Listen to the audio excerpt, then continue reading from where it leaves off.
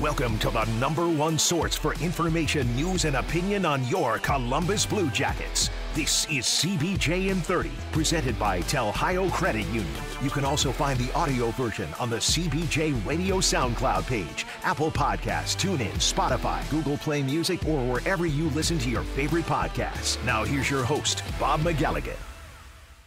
Welcome to a very special edition of CBJ in 30, presented by Telhio Credit Union. Christmas has come early for all of us in the NHL because the National Hockey League is going to return to play in and around January the 13th, 14th. That, all depends on this final schedule the Blue Jackets have coming out here. But there are things that we know for certain. The Blue Jackets are going to be in a newly structured Central Division with 7 other teams. They won't be in the Metro Division this year. They won't be dealing with the Penguins, the Rangers, the Islanders, the Capitals. They won't have to deal with any of them. We'll talk about that as we go along here. I'm going to be joined by Jody Shelley in just a moment. And then Cam Atkinson will come in and we'll get his perspective on the return to play and on the schedule and all of that. But first, I want to tell you about Telhio Credit Union, where they've been putting people over profits for a long time. It's nothing new to them. They've been doing it since 1934. Why settle for a normal bank when you can have a credit union that puts you first? Telhio Credit Union. Find them online at telhio.org. So the Blue Jackets are about to get serious about this, right? Training camp is going to open just after the first of the year. The players have been working out. They have been skating. In fact, that's what Cam Atkinson is doing right now. He's going to join us when he is done with that. But it's exciting. It's really exciting right now because there's so many things that are going on. So without further ado, let me bring in Jody Shelley, and we'll start to break all of this down. Well, Jody, thanks for coming on today. You look very festive indeed, and I mean, you're dressed perfectly for this time of year. Well, it is the season, Bob, or to say it properly, 'tis the season, and it's hockey season too. So what a nice gift from the NHL. I'm fired up for Christmas. I've got 2 young kids, and this is a special time for everyone and a strange time for everyone. So you know what we try to do? I think everyone's trying to do is make the most of it. So yeah, I got out the Christmas sweater for you, Bob, and our fans. And let's get this going. I was talking to somebody earlier today and I said, the 1 year that we have off for Christmas, where like in any normal year, I would be like, let's just be here for 3 days. Let's just relax. Let's just do nothing. It would really be a gift. And this year, to do absolutely nothing is the same thing I've been doing since March. So it's really, really weird. You know what I mean? Come on. I know you put the lights out. Oh, I know you've done some extra tidying. I know there's time to do all those things that you needed to do. Yeah. You didn't pull out a big ball of lights. I'm sure you had that organized. Oh, yeah. You had probably 3 months to organize it and get all the lights figured out so they all work. But yeah, well, enjoy it. It'll be different. You can eat more cookies, drink more hot chocolate, and really enjoy Christmas. You know what, though? I can afford to eat more cookies because we're not eating nachos at 10 o'clock at night on road trips right now. So how could I forget that? Little bit of leeway right now. We've missed a few press meals. That's right. That's why we're, you're right. Extra cookies for us this Christmas, Bob. That's right. Feeling good. Got to get back into it. All right. So the schedule comes out and it's what, the league had talked about trying to bunch up games against teams because of the COVID situation, and you'll go into a city and you're going to play a couple times, maybe 2 games in 3 days, maybe 2 games in 2 days, and then move on somewhere else. This is something that everybody that played in the American Hockey League, especially, or the East Coast Hockey League, or, even in college, everybody's done it, right? They've had multiple games against the same team. And, we always talk about home and homes in the NHL because they hardly ever happen anymore. Well, now we're going to get a bunch of them. And as a former player and now as a broadcaster who's going to watch this and watch these things develop and describe them, what are your feelings on this type of a schedule where it's almost a baseball schedule with a series instead of just a game? Well, first of all, selfishly as a broadcaster, it's great. Playoffs are fun for us because one team, the storylines, it really just comes to you. You don't have to dig up a team you haven't seen in 12 months or more, where we do in the National Hockey League, which isn't a big deal. It's fun, but it's kind of natural. I thought right away of the video coach, Dan Singleton, for the Blue Jackets. You know what? He doesn't have 30 other teams to look at from time to time. He can prepare for the teams in the division. So I think that's two bonuses. But as a player, I think it's fun. I think it creates a little bit of tension, a little bit of animosity, a little bit of, oh, these guys again. You know, that's what I think of when I think of kind of the American Hockey League schedule. I remember back when we played Nashville 8 times and we were in the Central, and it was like, it was brutal. They beat us every single time. And I always talk about that Tim McGraw song they play after they score goals. I like it. I love it. I want some more of it. I mean, I don't ever want to hear that song again because they played it so many times in Nashville. It's those little things. You just hate the team the more you see them, or there's teams you love playing against because you know you play well, and that creates some juice too. So it's exciting to have hockey back. I think the NHL has done a great job of putting all the divisions, laying them out where they should be for safe travel, and it makes most sense to have success. But also, you go in and you play a team twice, and then you leave and you play another team twice, and then you have a team come to your team, your building for a couple games. I think it's going to be very, very exciting, and it's fun to get back at a team or to build on a victory you just had the night before against a team. Well, you mentioned the divisions, and you mentioned playing against Nashville back in the past. Well, with these newly fangled divisions, the Blue Jackets and the Predators are back in the same division. The Blue Jackets are back in this Central Division, if you will, for this year. And the biggest reason they had to do this is because of the Canadian border being closed. So all 7 Canadian teams will be in their own division, and everybody else had to be split up. I can't tell you how thrilled I was to watch the Blue Jackets flip out of the Metro and into the Central. The group of teams in this division are Columbus, Detroit, Chicago, Dallas, Carolina, Tampa, and Florida. Did I forget anybody? Chicago. That's the other one. Okay. So there are your 8 teams in that division. Jody, just on the surface, now you've got the 2 Stanley Cup finalists from last year in your division. That's tough. I get it. Tampa and Dallas are both there. Carolina is a very good team. But when I look at this is no disrespect to anybody else in the division. I feel the Blue Jackets should be the 4th team. It's going to be the top 4 teams go to the playoffs. First 2 playoff rounds are going to be within the division. You're not going to play anybody else all year. You're going to get 8 games against the 7 other teams in your division. That's your 56. But what do you think about the way that this is set up? And again, in comparison to the Blue Jackets have been in that Metropolitan Division where it is a dogfight every year to make the playoffs. What does this division look like to you? I think it looks great. I mean, you know, every division is top 3 heavy, I think. I think this one's not the toughest division, but I think it's, you know, Tampa, they're dealing with injuries out of the gate. No, that's not great in a shortened season. Dallas, I mean, I felt like it took them a while to figure out what they were last season, and then they did. And then when they realized they could be in the Stanley Cup final, they got there. You know, I don't know if they really I like the Blue Jackets' chances in this division. I really like them. You know, Florida's a team that you got to appreciate what Bill Zito has done there, the people he's brought in, the players he's brought in. He's brought in some grit in Gudas. He's brought in some skill, with very familiar skill to the Blue Jackets, and safe players in Wenberg and Nudavara. You know, and there's some good pieces around. The Carolina Hurricanes play hard, but their goaltending's not great.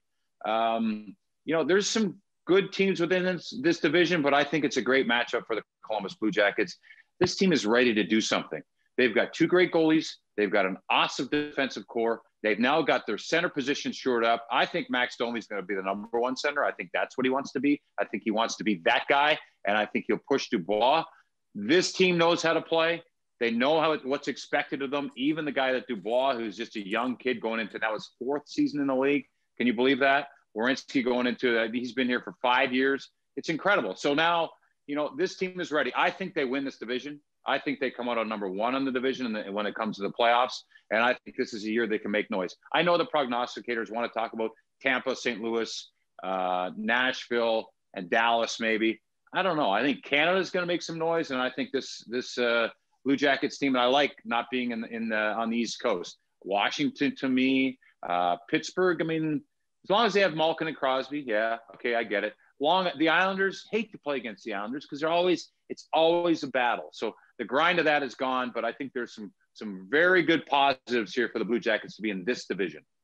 You mentioned Domi wanting to be the number 1 centerman, and I want to expand on that with you a little bit, because every time I do interviews and I'm asked about PierreLuc Dubois, I'm asked about how he gets to the next level, because we've seen him. We've seen him be a really good player. You look at the playoffs last year, he and Torts go at it on the bench, and then he's an absolute beast. And I know it's hard to play that way for 82 games. Maybe it's hard to play that way for 56 games, but there also really wasn't anybody pushing him the last couple of seasons as far as wanting to take that job. He stole it from Alexander Wennberg in his rookie year.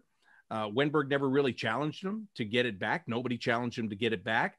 How good could it be, not just for Max Domi trying to push himself to be the number one centerman, but for PierreLuc Dubois to feel the heat on him and know that he has to keep up a high level of play night in, night out? It's critical. I mean, that's it. And this is a kid that had an amazing year. Panarin's second year here with the Blue Jackets. Dubois had that winger Panarin is a game breaker, but he makes players better from his effort and his skill, the combination. And Dubois was a centerman who got to work with him. That was awesome. Last year, the ceiling is much higher, and you get to a point, it's human nature where, do you really need the coach riding you? Do you really know, you can be better. And I know he pushes himself hard, but there's something about competitive nature and just competing with your peers in practice, in games. I want to be on the first power play unit. I want to be the number one center. I want to win the battle in practice. Those are key moments that go back to youth sports. That's where you get the most out of the kids, is when you go one-on-one versus your teammates or your players that you play against, you measure against. You want to win that race. You want to win that puck battle. Well, that's what this has created. Max Domi is a guy that, if you've heard any of Max Domi's interviews, he's not a guy that you can tell, it's exciting. You're here as a number two centerman. And he'll look at you kind of square and be like, number two? Like, he understands. He wants to be the best. And I think that's excellent for PierreLuc Dubois. I think it's something that's critical for his growth. Speaking of guys that are going to be pushing one another, the goaltending situation, it'll be critical. I mean, it's 56 games. As we've talked about, you're going to play 2 games in 3 days. You're going to play 2 games in 2 days, 3 games in 4 days, sometimes 4 games in 5 days, maybe, the way this whole schedule lays out. So the goaltending is going to be critical. And you've got 2 guys that shared the load last year. They both played excellent in their stints as a starter, if you will. I think that is a really big strength for the Blue Jackets. My thing about it is, I think this is true really for both guys. I don't think either one can get caught up on who's the number one and who's the number two, because this year there may not really be a number one or number two. We always talk about 1 and 1A. With this kind of schedule, that's what I think it is. It's a 1 and 1A. So don't worry about whether or not you're deemed to be the number one guy. Just go out there and play when it's your chance to play. I don't mind that. I also like competition. I also like that it's a short season, and this season, the regular season, is going to tell you who's going to run through the playoffs. And I'd love to see someone emerge. I'd love to see someone be ready to take the number one position. And then, it's not great for development, because these are 2 young players who need to play games. They need to be the man in the net. But I would love to see by maybe, 2/3 way through the season, a bona fide number one, a player that's risen, and it's just, you cannot take him out of the net. And I think that's the goal for either of these guys as individuals, as professional athletes, is to be like, okay, this is a cute conversation to start. Yeah, we'll split the net. But no, I think they're going to be competitive enough to say, and we won't see it, they'll take their battles home and bring it to practice personally. But don't you think for a second that either one of these guys want to eliminate the other one from the equation and be the man for the back third of the year and into the playoffs. And okay, so those are good position battles we can talk about with that center position and that in the goaltending position, but we can't really talk about everything, because I don't know if Jarmo is done or not. Everybody's waiting now for the fallout from the teams that are over the salary cap. What do you think the possibility is that there is a noticeable move by the Blue Jackets before that puck drops for the first time, January 13th or 14th, whatever day it is? Don't rule anything out. This is a team that understands that there's a window, I think, and understands the availability of some of the players like no other seasons past. Teams are pinched for multiple reasons, and they're stuck with players, or there's players that you're hearing names that are available that should never be available. And Jarmo's a smart man in a great position. and he understands what he wants, what fits into this program he's got going here with not only great players, but great people. And he would not bring in someone here to rock the boat. So as long as it's a player that will improve the organization for the short term and possibly long term, don't rule it out. It could happen. It could have already happened by the time this interview is posted. You know what I mean? Like, this is something that will be ongoing for Jarmo to the trade deadline. I think this is a massive year for this organization. Coming off the Tampa series sweep a couple of years ago, doing what they did last year and being disappointed, this is the year for the move. And I think everybody feels that way from top to bottom with the Blue Jackets. All right, we've got Cam Atkinson, who's coming off the ice, who's going to join us in just a second. One last thing I want to ask you, and you just made me think about it in your comments. We have talked, you and I have talked for years about this being the youngest team in the league and how, that's great to an extent. But at some point, let's get some experience here and let's get guys that know how to win. They've kind of been there and they've done something. Mikko Koivu is one of the older guys. He comes in here with something to prove. How do you see him fitting into this group? Well, I like him. And I go back to a couple of the moves that the Blue Jackets made.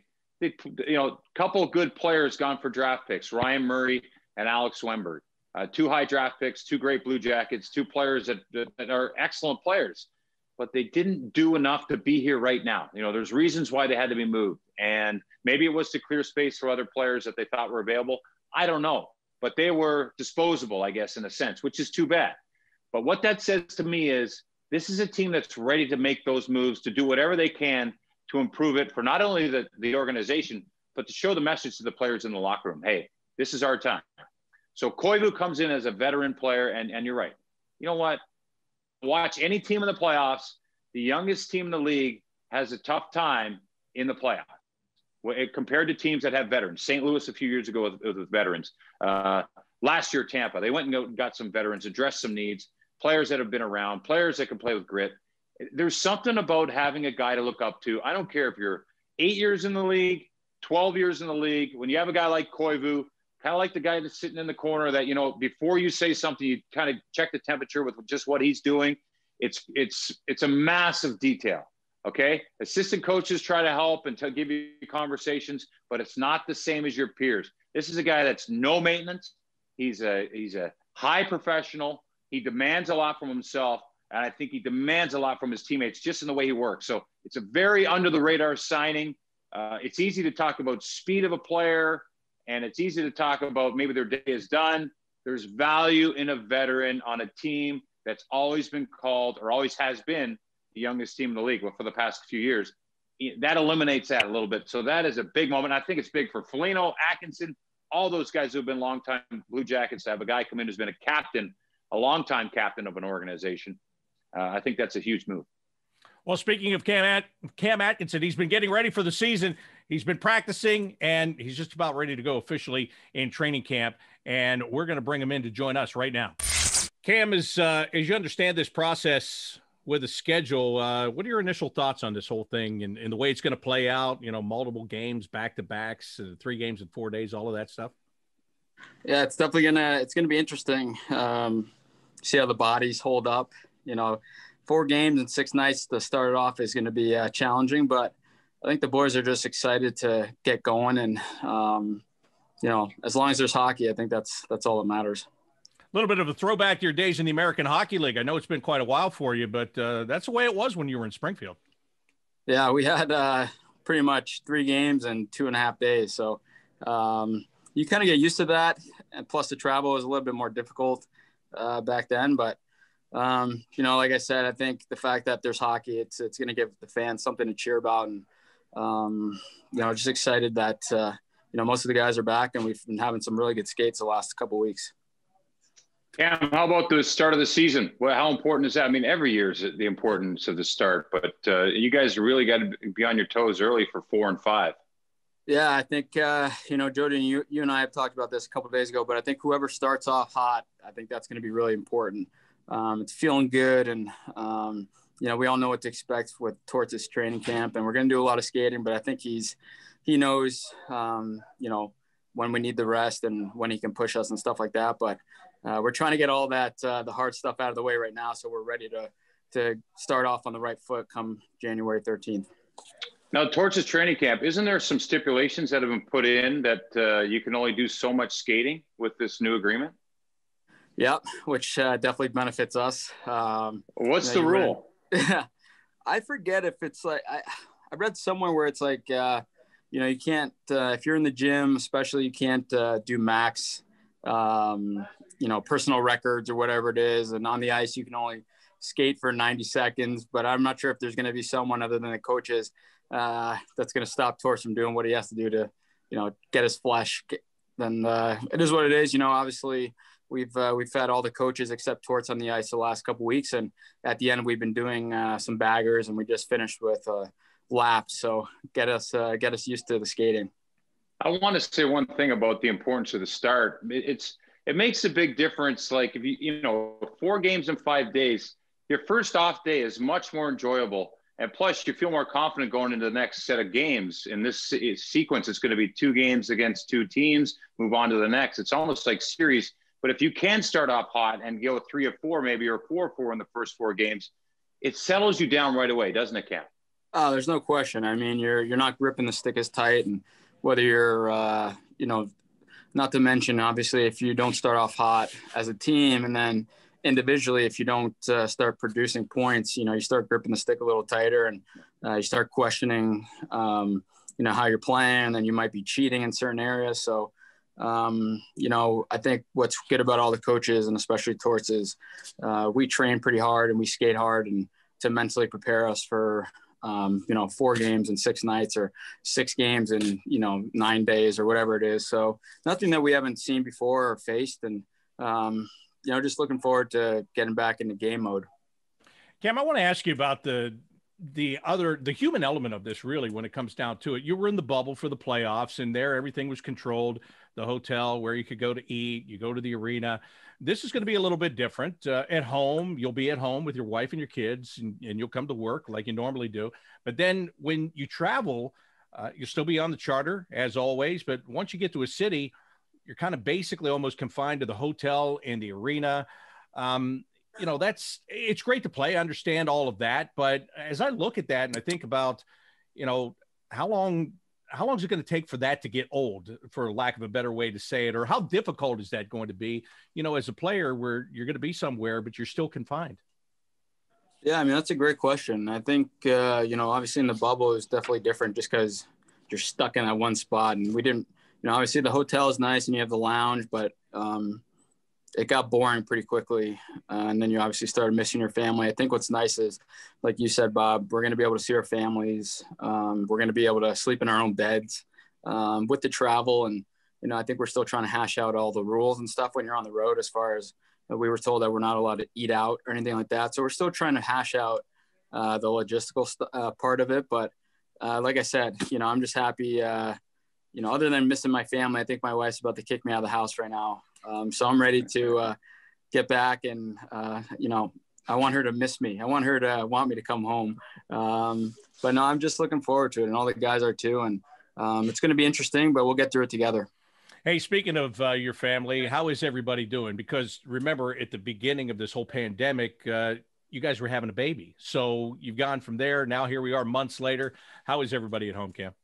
Everyone's great. And the baby's 9 months old now. So it's like, where does the time go? And obviously Declan is 2.5 right now. So, I've been relishing and cherishing all these moments, and the opportunity to be home in times where you typically wouldn't be. And I've definitely enjoyed all my time with my boys and obviously my wife. And it seems like every day, Caden's obviously, they're both getting bigger every day, but, Declan's starting to talk a lot more, and Caden's obviously a lot more mobile, and he's on the verge of walking. So it's, this time that typically wouldn't get. So I've enjoyed every second of the way.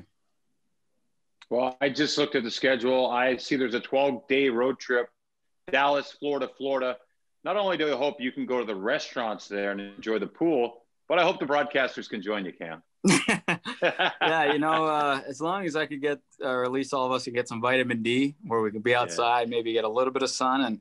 And, we're, like I said, we're all in this together. So if I'm having a bad day, if you're having a bad day, we have to, pick each other up, and, we'll get through it one way or the other. And hockey's back. So I think, that's all that matters.